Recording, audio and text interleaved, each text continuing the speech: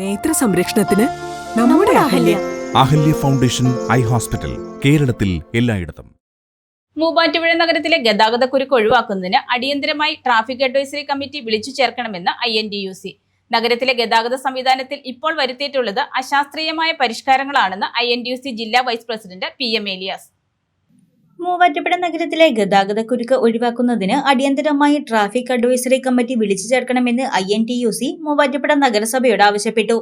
നഗരത്തിൽ ഗതാഗത നിയന്ത്രണങ്ങൾ ഏർപ്പെടുത്തുന്നതിന് ബന്ധപ്പെട്ട സംഘടനകളുടെയും പൊതുജനങ്ങളുടെയും അഭിപ്രായങ്ങളും നിർദ്ദേശങ്ങളും ഉൾക്കൊണ്ട് ബസ് കാത്തിരിപ്പ് കേന്ദ്രങ്ങൾ, ഓട്ടോ സ്റ്റാൻഡുകൾ, പാർക്കിംഗ് എന്നിവ നിശ്ചയിച്ച് കൃത്യമായ തീരുമാനങ്ങൾ നടപ്പിലാക്കണം.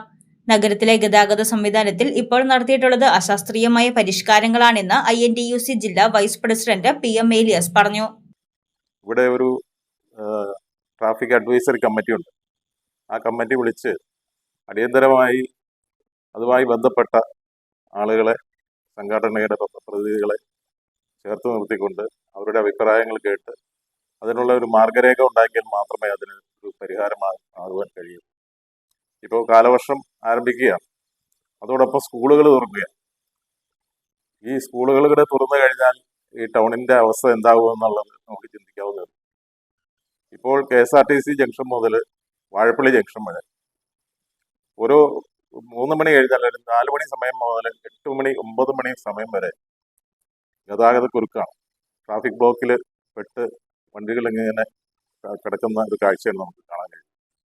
അപ്പം അതിനൊരു പരിഹാരം ഉണ്ടാവണമെങ്കിൽ ബസ് സ്റ്റോപ്പുകൾ എവിടെയൊക്കെയാണ് എന്ന് കൃത്യമായി നിശ്ചയിക്കണം. അതുപോലെ തന്നെ ഓട്ടോറിക്ഷ സ്റ്റാൻഡുകളെ കൃത്യമായിട്ട് നിശ്ചയിക്കണം.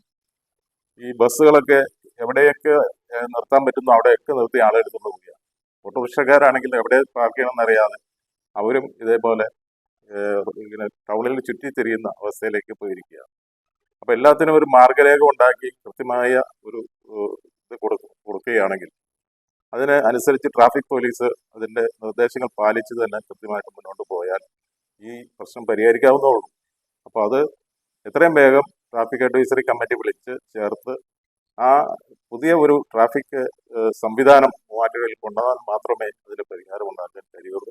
ജൂൺ 1 സ്കൂളുകൾ കൂടി തുടങ്ങിക്കഴിഞ്ഞാൽ ഗതാഗതക്കുരുക്ക് രൂക്ഷമാകും. ട്രാഫിക്കിൽ ചില മാറ്റങ്ങൾ വരുത്തുകയും പോലീസിന്റെ സാന്നിധ്യം ഉറപ്പുവരുത്തുകയും ചെയ്താൽ ഇതിന് പരിഹാരമുണ്ടാകുമെന്നും PM ഏലിയാസ് പറഞ്ഞു. News desk Muvattupuzha news.